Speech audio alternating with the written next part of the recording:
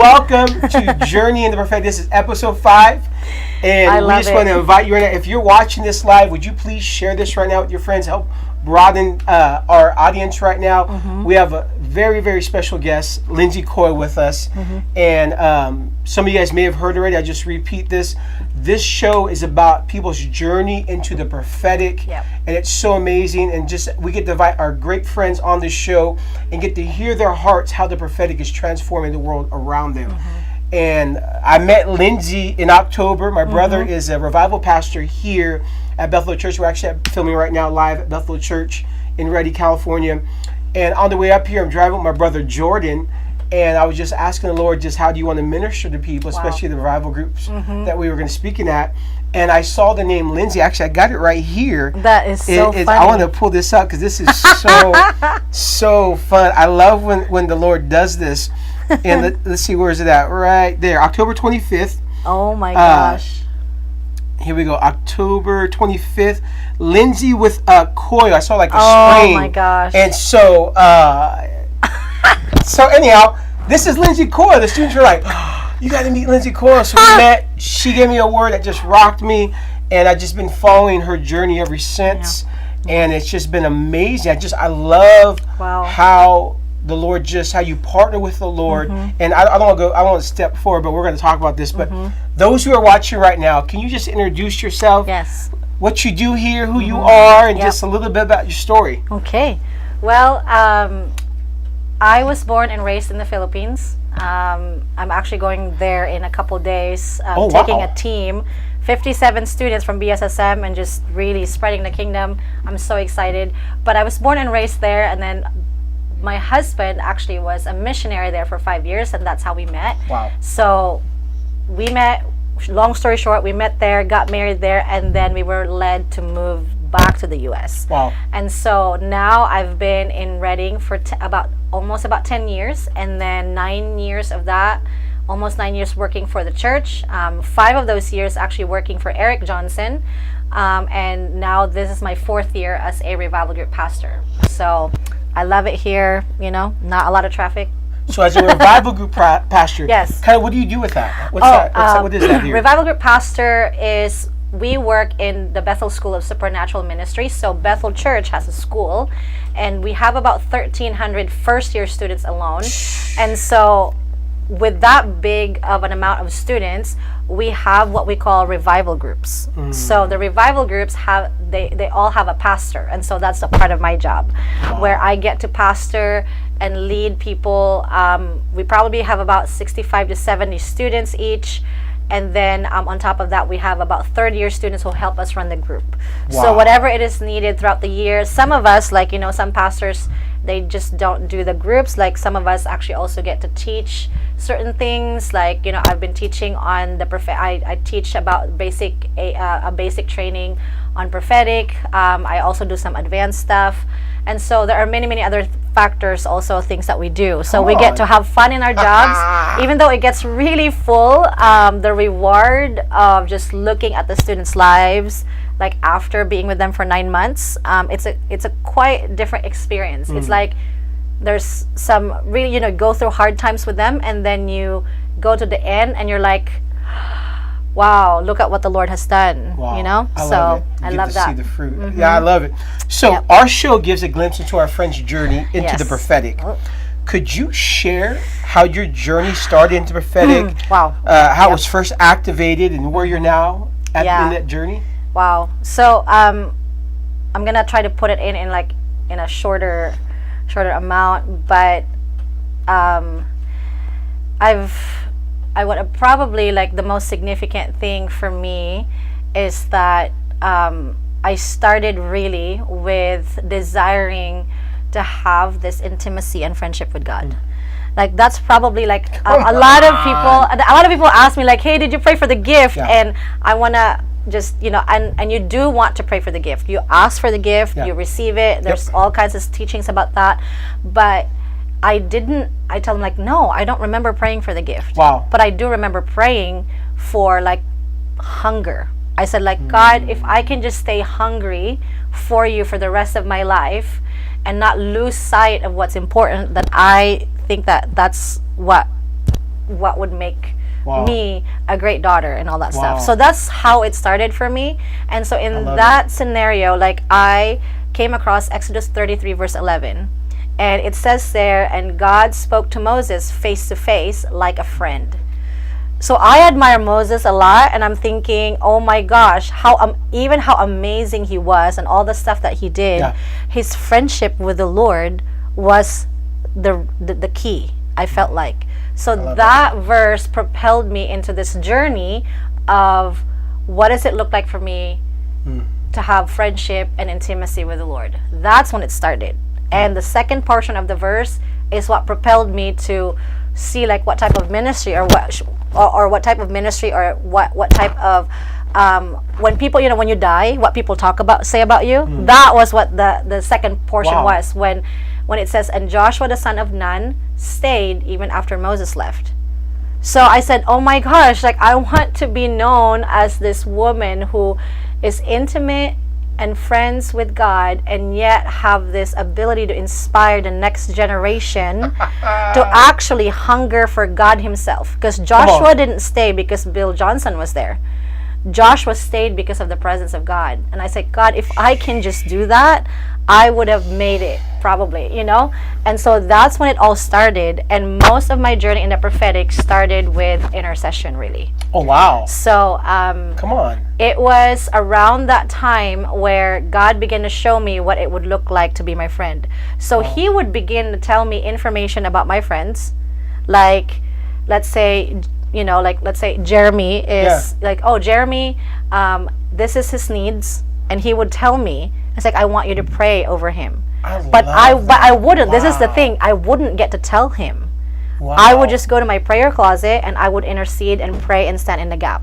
Wow. And that happened multiple times. Like, it would just be my friends. Because the encounter I had was, I could remember this, a major encounter I had that changed everything is I was in the car driving, and then I heard the Lord say, hey, Lindsay. I'm like, what? What just happened? And I said, hey, Lindsay, guess what? I was like, what? And then he began to tell me, let's say, we'll use Jeremy. Well, Jeremy, our friend Jeremy is like, yeah, what about Jeremy? And he told me, Jeremy just bought a new phone.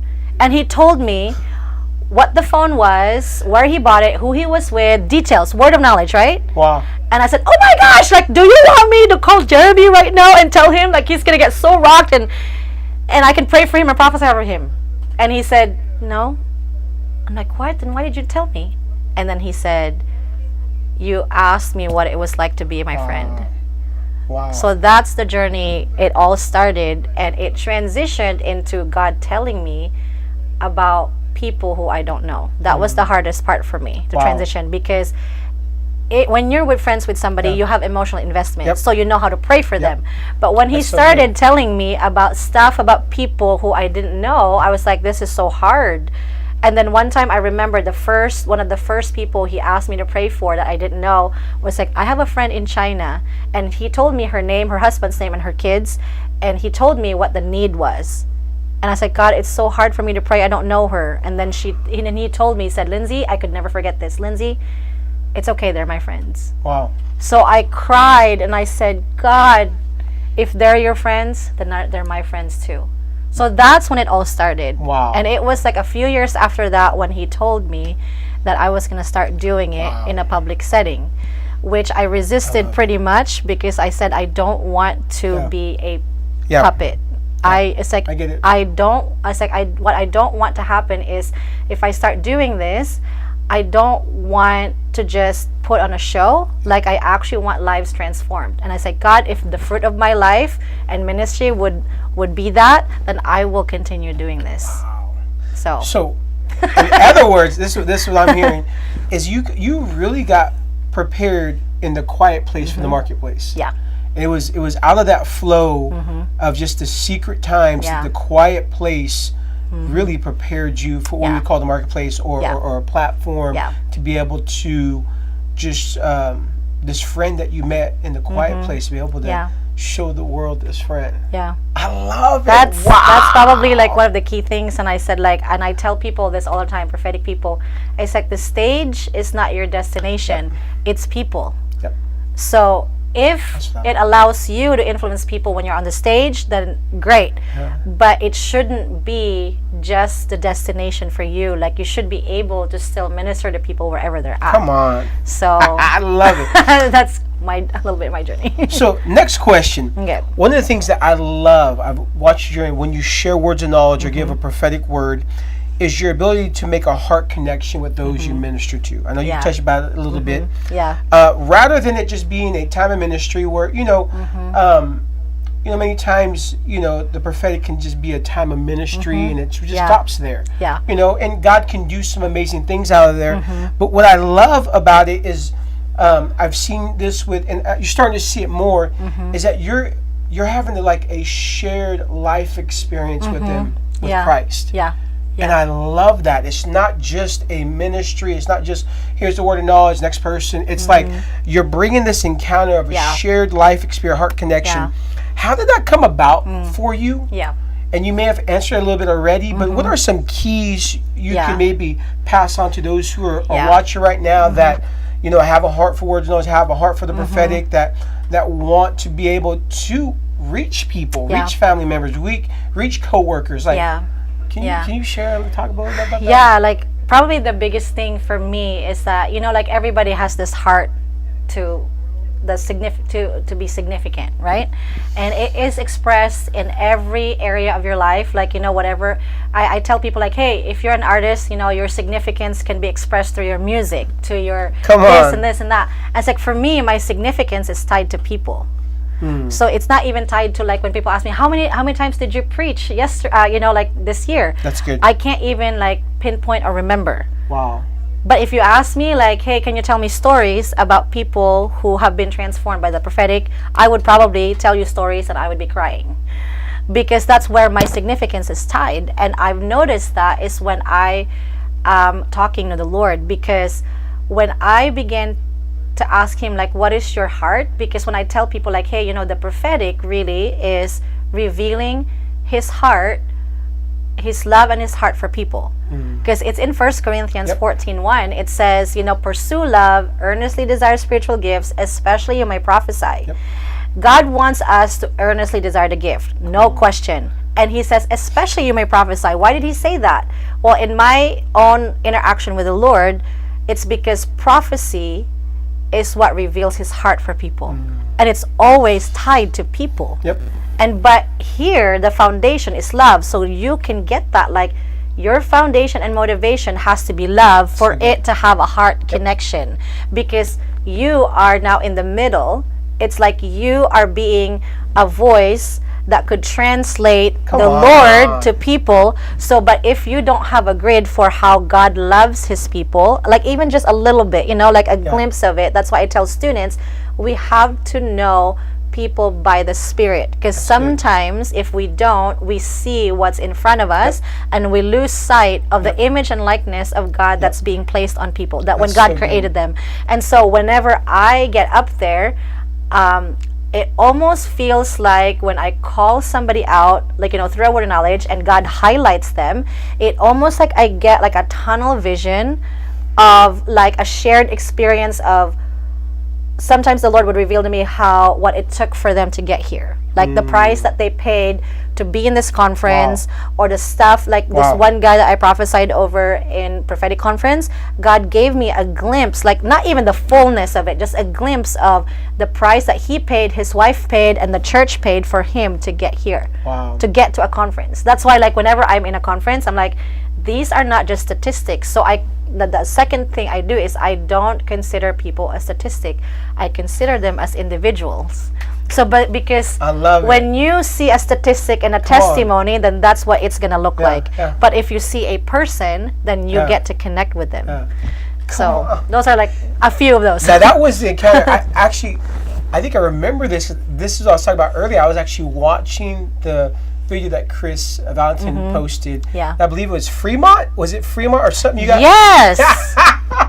It was, but it wasn't California. No, it was somewhere else. I think it was Indiana or something. Yeah, and then there was church, and then it was just boom, boom, boom. It was. It was talk insane. About oh my an gosh, atmosphere of faith. Yeah. All right, that was awesome. Oh man, I get wrecked every single time, and I think one of the most important things that I want to add to that is I don't want to ever lose sight of the individuality of the person, because sometimes when you are used to prophesying, it becomes a habit, like brushing your teeth. Yep. So you have to understand that each person that you prophesy over is an actual person, and that prophetic word could completely change their lives, and you have to let that affect you. So I love it. So next question. Everyone has a different process of how the prophetic revelation and encounters come to us. I know for myself, the way it comes to me, I've always been more of a knower seer. So I just know that I know that I know, or else I'll see. Right. Yeah. Can you share about your process? How does the revelation come to you, and any keys you can share with the audience? Yeah. Mine is kind of like a circus, you know? I mean, that's probably a bad way to do it. I mean, if you love the circus, you'll understand. Like, you know, it's everything. Like, you know, it's a, sometimes there is a, because the way my brain works, which is really interesting, I'm going to tell you that God uses everything about you. Like, He uses your experience and everything about you, including your flaws, to get to the heart of the person that you're prophesying over, because God is intentional and specific. I love it.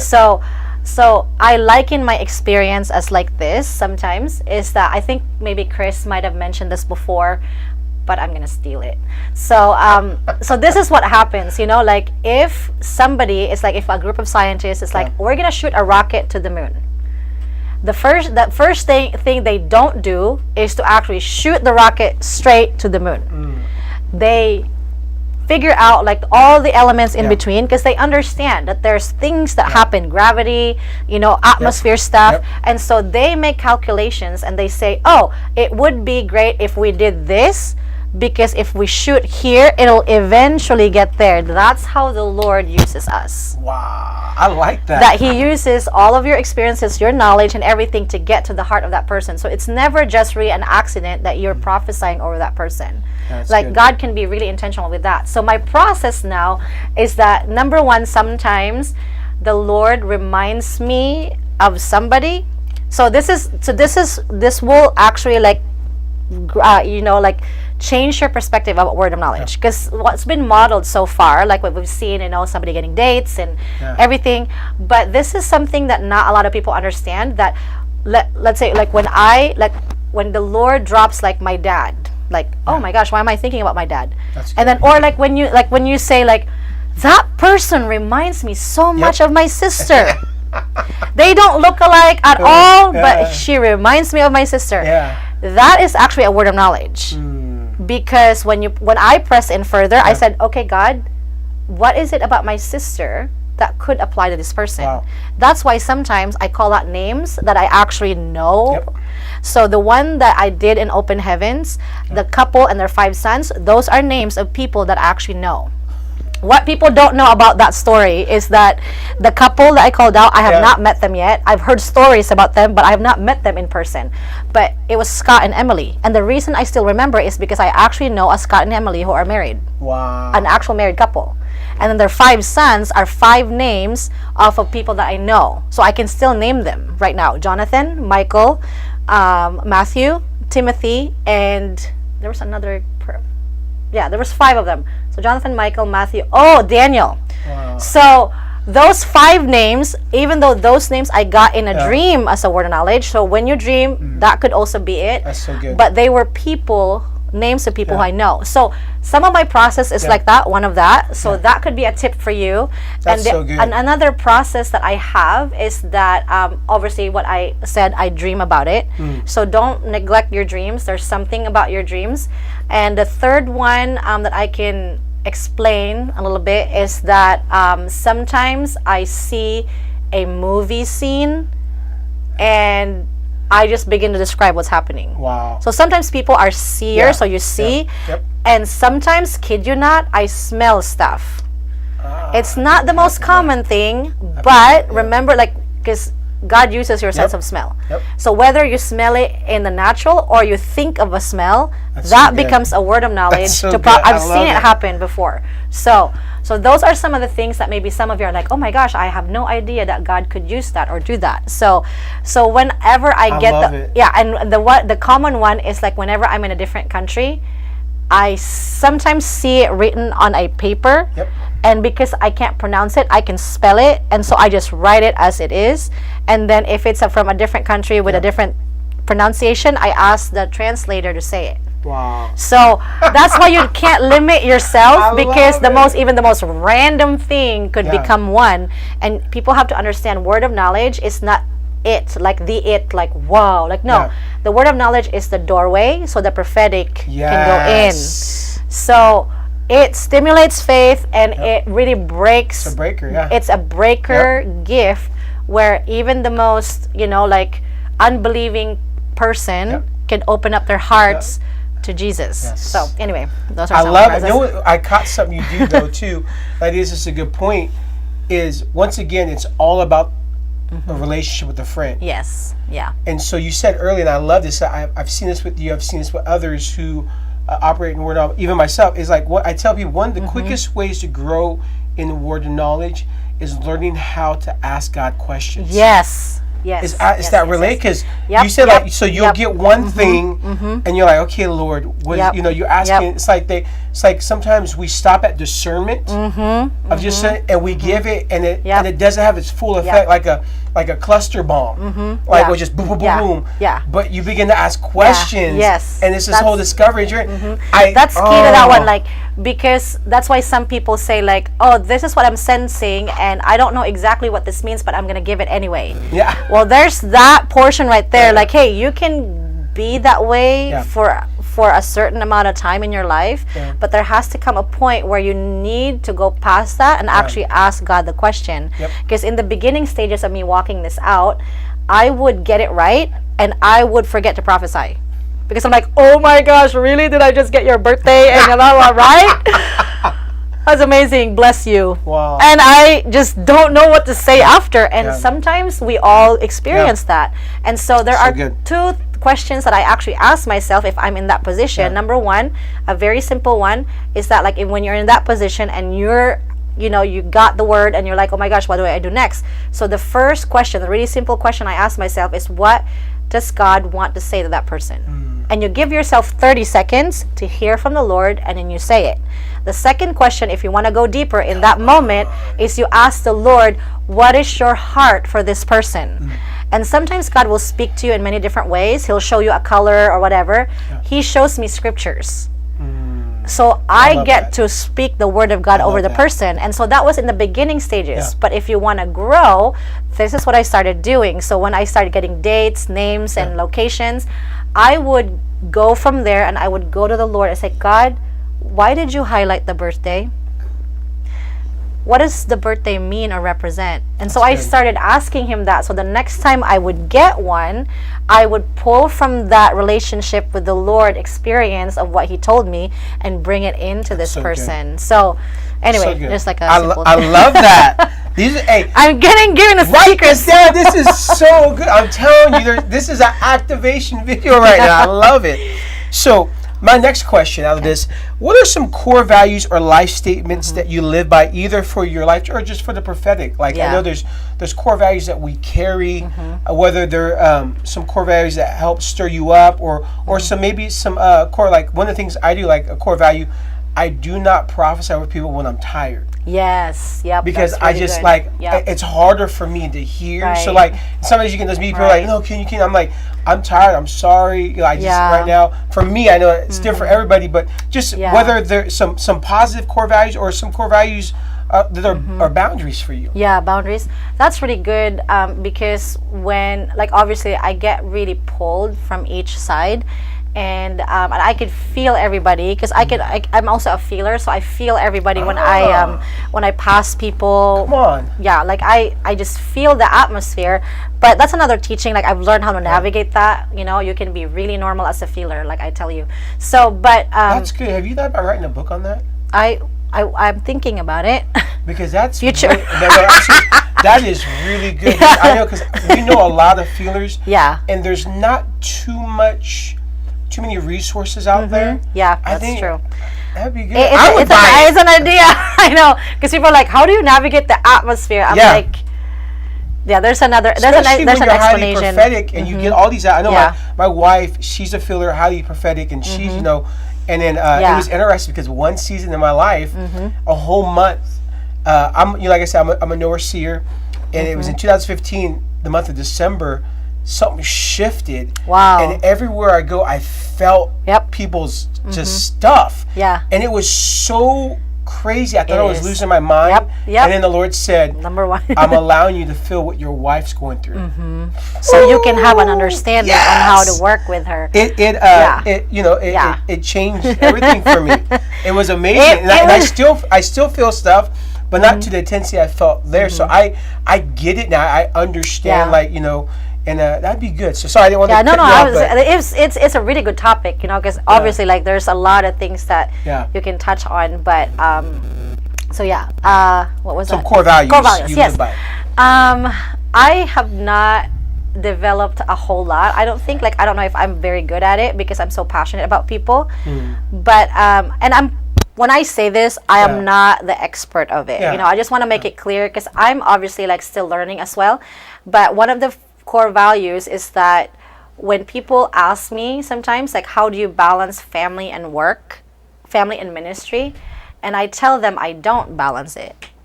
And they look at me like, what? It's well, because if you balance something, that means they're of equal value. My family is not equal to Where's the mic? My family is not equal to ministry as well. For the sake of, I know ministry is everything that we do, but for the sake of that, it's not equal. So I don't balance it. So my husband's feelings are really important to me. The way my daughter is, obviously my in-laws, they've been a really great help for me to be able to step into what I'm stepping into. So, my life's not perfect and I'm also learning. And so I'm navigating everything. But I have hard conversations with my husband. I have hard conversations with my in-laws. I have hard conversations with my leadership to just be able to be like, hey, there's an accountability of how am I doing stuff. So that's the bigger picture, of course. But if it's the daily stuff, a leader of mine told me that, Lindsay, you are not Jesus. So I'm like, oh, I'm so glad. So you're not Jesus. It's like I'm not saying you're not God. Yes, of course you're not. But you know what I mean? He told me, he said, Jesus was single in his 30s and he has a bunch of guys with him. Yeah, that's good. So you are married and you have other responsibilities. So the way that I would live my life and put on little core values every day has to be different, even though Jesus is our model for supernatural ministry. Yep. So I have to learn how to navigate that. And so it shows up, for example, in a church setting, and I have a line of people, and let's say I have to be home in 15 minutes. Then because of my heart for people, it has been really difficult for me to let go of that because I just want to be able, you are loved individual, you are loved, you are not a statistic, you are a person. But there has to be a point for me that I let go. That's good. And I say, let's say I have 5 people waiting and I need to go now. So what I do is to still make them feel seen and loved, is I gather them together and I explain to them, it's hey guys, I need to be home in 15 minutes with my daughter. And most of the time, if you're honest, people will understand because you're letting them in, you being as a real person. So being real, I guess, is one of my core values, to say I'm not putting on the responsibility on you, but I'm just letting you know that I do have a little girl waiting for me. And I am so sorry, if there's another time, let's say if the person lives here, I say, hey, can you catch me next Sunday at this time? That's good. Or or if they're not from here, hey, can you send me an email at this email, and we can do that. That's good. Then sometimes I just let go. That I can't do everything, Well, your heart and value for people really, you can feel it. That's real. Yeah. I love it. So